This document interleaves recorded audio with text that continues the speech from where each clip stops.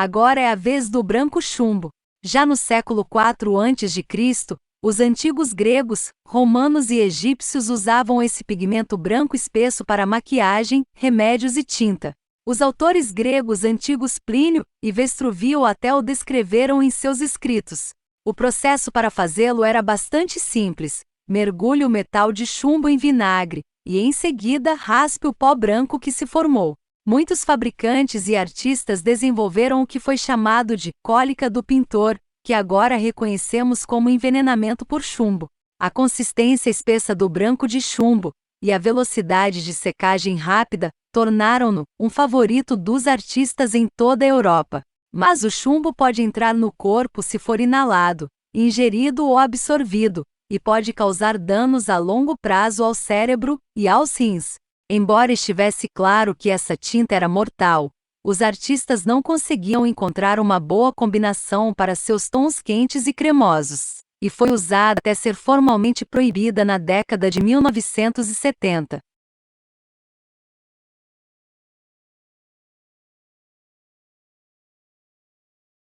Veja o laranja de urânio. Em 1936, a empresa de cerâmica Fistavari começou a lançar uma nova e brilhante linha de louças. Uma cor vermelho alaranjada ousada chamada Fiesta Red. Esses pratos começaram a aparecer em lares em toda a América. A cor brilhante veio do óxido de urânio, que é radioativo.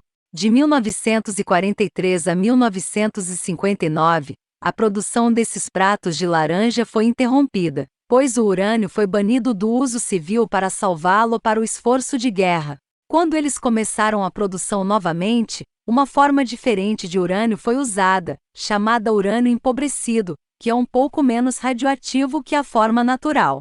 Muitos pratos da época usavam materiais radioativos em sua produção, e a EPA alerta que agora eles podem emitir radiação alfa, beta e gama.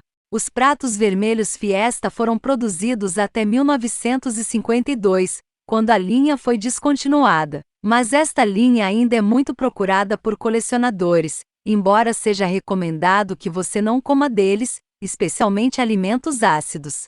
A Fistavari ainda fabrica louças, embora as cores não combinem com as antigas, devido ao fato de não usarem mais urânio ou chumbo em seus esmaltes.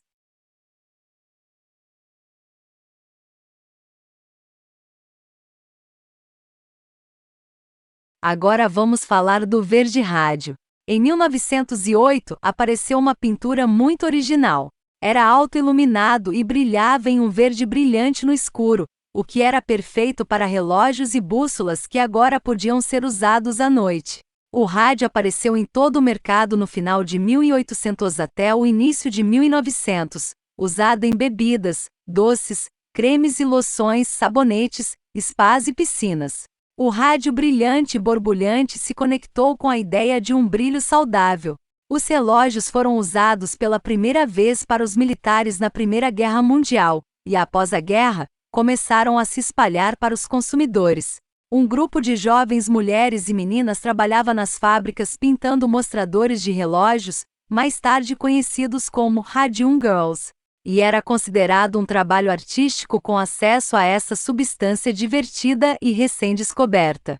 As meninas lambiam seus pincéis para dar uma ponta fina, e também borrifavam a tinta na loura e no rosto para que brilhassem no escuro nas festas. Na década de 1920, as meninas começaram a mostrar sinais de envenenamento por radiação. Eles desenvolveram feridas, mandíbulas e dentes apodrecidos, e vários morreram antes que o problema começasse a ser entendido. Em 1928, Grace Frier levou seus colegas de trabalho a processar a fábrica de Nova Jersey, causando um frenesi na mídia. As meninas venceram. Muitas das meninas sobreviventes também concordaram em ser estudadas na década de 1950. E os Estados Unidos expandiram amplamente sua compreensão dos efeitos do rádio no corpo. A tinta de rádio para relógios deixou de ser usada oficialmente em 1968. Os produtos que brilham no escuro hoje são mais frequentemente feitos com fotoluminescência, onde absorvem e depois reemitem luz, que não é tóxica. vermelho verde e azul amarelo. Já essas duas cores não são proibidas por nenhum governante ou feitas de algum material mortal. O problema com essas cores é que elas são quase impossíveis de ver. Vermelho e verde se cancelam dentro do olho humano, e azul e amarelo também. As retinas do olho humano nos permitem captar a luz que entra e fazer um disparo neurônio específico no cérebro para reconhecer cada cor.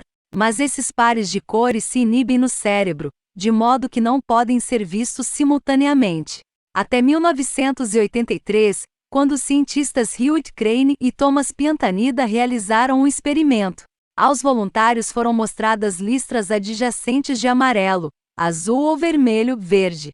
Cada olho foi forçado a se concentrar em uma única cor usando um rastreador ocular. Ao fazer isso, seus olhos foram enganados para misturar lentamente as cores e criar um novo tom.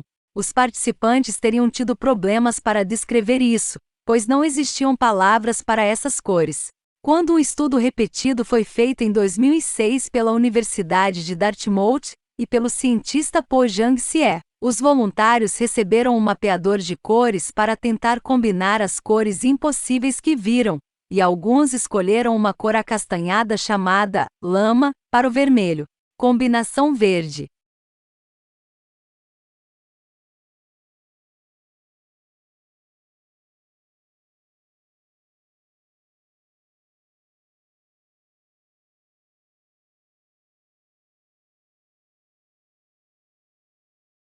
Gamboge amarelo. Para encerar em 1600, a Companhia Britânica das Índias Orientais trouxe de volta um novo pigmento amarelo brilhante da Ásia. Gamboge foi nomeado após o país do Camboja, que costumava ser chamado de Camoboja da palavra latina gambogium, que significa pigmento. Foi coletada como seiva de brotos de bambu de árvores por pelo menos 10 anos e depois transformada em pó fino ou rochas duras que podiam ser molhadas para pintar. Essa seiva era venenosa, mas essa não foi a única razão pela qual o gamboge se tornou impopular. A cor foi usada na pintura tradicional chinesa, mas a cor desbotou rapidamente e pode ser difícil de reconhecer hoje. Em meados de 1800 na Inglaterra, um vendedor de óleo de cobra chamado James Morrison lançou as pílulas vegetais de Morrison feitas de gamboge, que agia como um forte diurético e laxante.